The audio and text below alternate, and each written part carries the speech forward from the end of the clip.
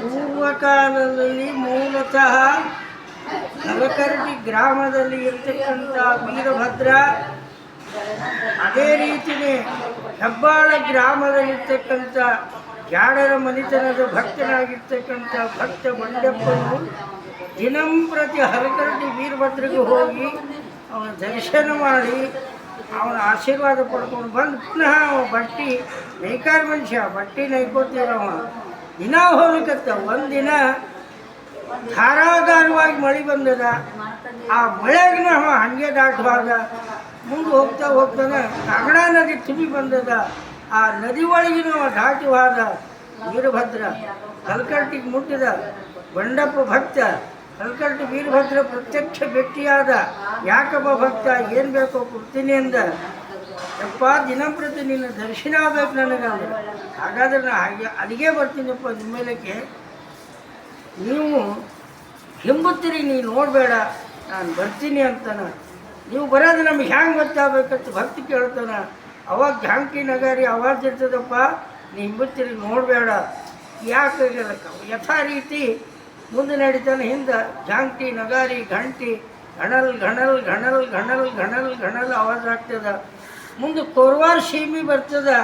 ಸೀಮೆ ಒಳಗೆ ಅವ ವೀರಭದ್ರ ಪವಿತ್ರವಾಗಿರ್ತಕ್ಕಂಥ ಸ್ಥಾನ ನೋಡಿ ಅವ ಹೆಬ್ಬಾಳಕ್ಕೆ ಹೋಗಬೇಕಾಗಿರ್ತಕ್ಕಂಥವ ವೀರಭದ್ರ. ಆದ್ರೆ ಈ ಗ್ರಾಮದ ಜಮೀನ, ಈ ಗ್ರಾಮದ ಭಕ್ತರ ಪ್ರೇಮಕ್ಕಾಗಿ ಕೋರ್ವಾರ ಸೀಮೆ ಒಳಗೆ ಉಳಿದ ವೀರಭದ್ರ ಪವಿತ್ರವಾಗಿರ್ತಕ್ಕಂಥ ಸ್ಥಳ, ಗಿರಿ, ಬೆಟ್ಟ, ಇದೇ ರೀತಿಯೇ ಇಲ್ಲಿ ಉಳಿದ. ಮುಂದೆ ಅದು ಒಂದು ತಕರಾರು ಬಿತ್ತು. ಹೆಬ್ಬಾಳದವ ನಮ್ಮೂರು ಭಕ್ತ ಕರ್ಕೊಂಡು ಬಂದಾನ, ನಾವು ಪೂಜೆ ಮಾಡ್ತೀವಿ ಅನ್ನೋರು.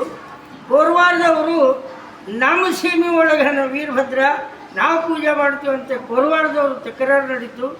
ಆ ಸಮಯದೊಳಗೆ ಕೋರ್ಟು ಕಚೇರಿ ಯಾವ ಏನು ನ್ಯಾಯ ಇದ್ದಿದ್ದಿಲ್ಲ. ದೊಡ್ಡದೊಂದು ಕಡಾಯಿ ತರಿಸಿ ಕಡಾಯದೊಳಗೆ ಎಣ್ಣೆ ಹಾಕಿ ಆ ಎಣ್ಣೆ ಕಳ ಕಳ ಕಳ ಕಳ ಕುದಿಬೇಕು.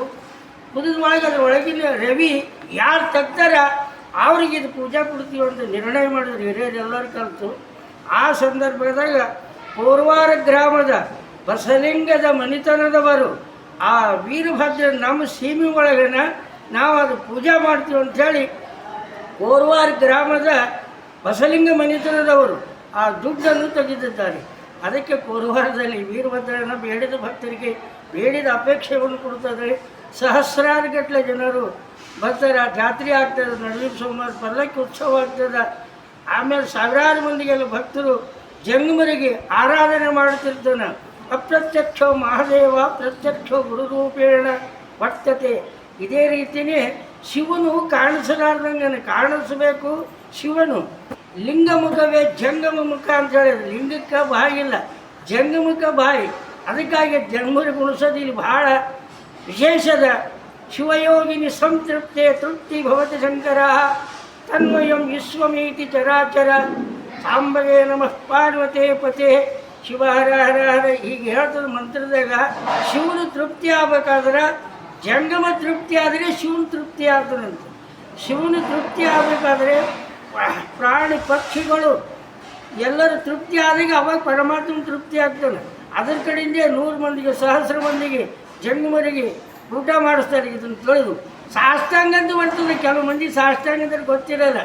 ಸಾಷ್ಟಾಂಗ ಅಂದರೆ 8 ಅಂಗಗಳು. ಅಂಗಂದ್ರೆ ಶರೀರ, ಶರೀರ 2 ಪಾದ, 2 ಮೊಳಕಾಲ, 2 ಭುಜ, 1 ತಲೆ, 2 ಕೈ.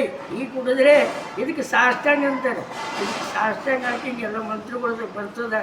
ತಾವೆಲ್ಲರೂ ತಿಳ್ಕೊಂಡು ಇದ್ರಪ್ಪ ನಡ್ರಿ ಅಂತ ಹೇಳಿ ನಾನು 2 ಮಾತು ಇಲ್ಲಿಗೆ ಮುಗಿಸ್ತಾ ಇದ್ದೀನಿ. ಧನ್ಯವಾದಗಳು. ಧನ್ಯವಾದ.